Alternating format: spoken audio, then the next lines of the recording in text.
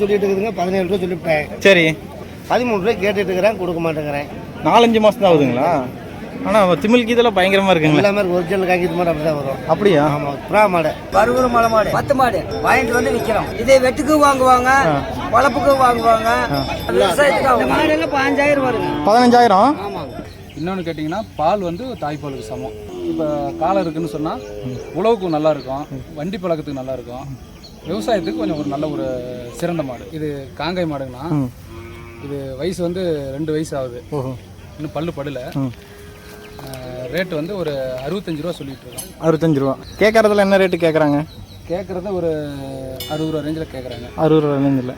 இது நாளைக்குங்கண்ணா இந்த மாடு. நாளைக்குங்களா? நாளைக்கு மாடு நல்ல அழகான மாடு. இந்த பொம்பளை ஜாதி மாடு இருக்குது. இப்போ இந்த லேண்டுக்குலாம் வந்து நம்ம வாடகை மாதிரி கொடுத்துக்கணும் இல்லைங்களா? வாடகை, இடத்துக்கு வாடகை, கொட்டாய்க்கு வாடகை, அப்புறம் வட்டிக்கு வரும்போது நான் எங்களுக்கு 20,000 ரூபா ஆயிடுது. சரி, 7 மாடு கொண்டு வரதுக்கு 20,000 ஆயிடுச்சு. எல்லாமே கொண்டு வந்து ஸ்டாக் வச்சிடுறீங்க? வைக்கிறது. Okay okay. அதாவது மழை பெய்யறதுனால மூடி வச்சிருக்கிறேன். சரி சரி. அப்புறம் டென்ட் போடல படுக்கிற இடம் வேணுமில்ல, படுக்க முடியாது. சரி, எப்படி மதியம் வெயிலே தான் நிற்குங்களாண்ணா? எப்படி மாடெல்லாம் டென்ட் போட்டாரு? டென்ட்ல வந்து நாம தான் இருக்கிறோம், மாடு வெயில். ஓஹோ, அது ஒன்றும் பிரச்சனை இல்லைங்களா வெயிலே இருந்தா? நாட்டு மாடு பிரச்சனை கிடையாது. இந்த மாடாக இருந்தால் காய்ச்சி வந்துருங்க, நாட்டு மாடு ஒன்றும் பாதிக்காது. சரி சரி. எந்த வெயில் இருந்தாலும் மழையில் வேஞ்சாலும் ஒன்றும் ஆகாது. நீங்கள் சுழி பார்த்து தான் வாங்குவீங்களா? எல்லாம் சுழி பார்த்தா, சுழி தப்பாக இருந்தால் வாங்கவே மாட்டேன், கையிலே தொட மாட்டேன். சரி. ஆனால் சுழி தப்பாக இருந்தால் அந்த மாட்டை வாங்கிட்டு போக மாட்டேன், பண்ணைக்கு ஆகாதான்ருவாங்க. அப்படிங்களா? ஆமாம், ஒச்ச மாதிரி தான் கையில் தொட மாட்டேன், ஒச்ச மாதிரிலாம் மாட்டை தான் பொறிக்கு வாங்குவோம். வணக்கம் மக்களே, நம்மளுடைய கடந்த பதிவில் அந்தியூர் குருநாத சாமி கோயில் குதிரை சந்தையில் நடந்த குதிரைகள் விற்பனை எல்லாம் பார்த்துருப்போம். ஸோ இந்த வீடியோவில் நம்ம மாடுகளை பற்றின ஒரு பதிவை பார்க்க போகிறோம். இதில் வந்து எந்த மாதிரியான மாடுகள்லாம் வந்திருக்கு, என்ன ரேட்லேருந்து என்ன ரேட் வரைக்கும் மாடுகள் போச்சு அப்படிங்கிற மாதிரி நிறைய தகவல்கள் இந்த வீடியோவில் இருக்கும். வாங்க வீடியோக்குள்ளே போகலாம்.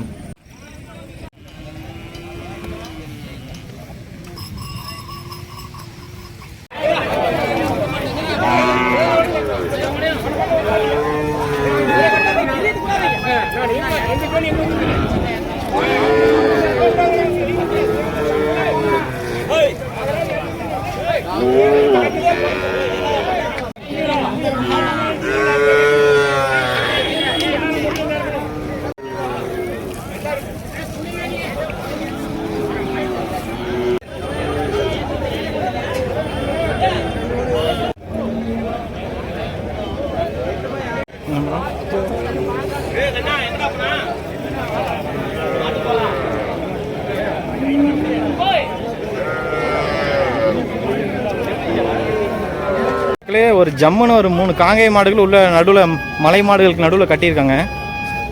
பார்த்தீங்கன்னா வேற லெவலில் இருக்குங்க.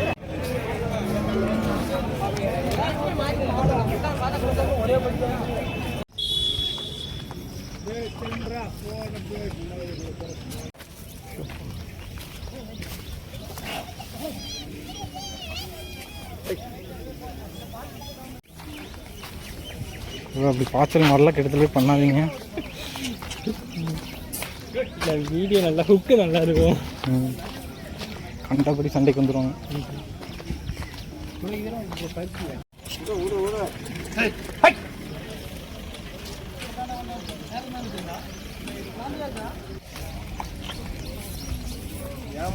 யூடியூப் சேனல் வருங்க, ஆர்கானிக் ஃபேக்டரி.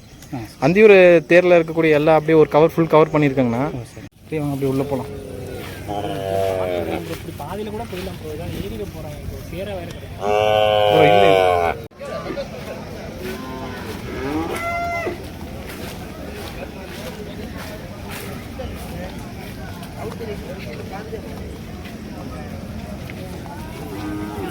பயத்துக்கு வேண்டியதே கிடையாது. அப்படி எடுத்தாங்க போட்டுட்டு பேர் கிடக்கு கேட்டுக்கிட்டே இருக்கிறேன்.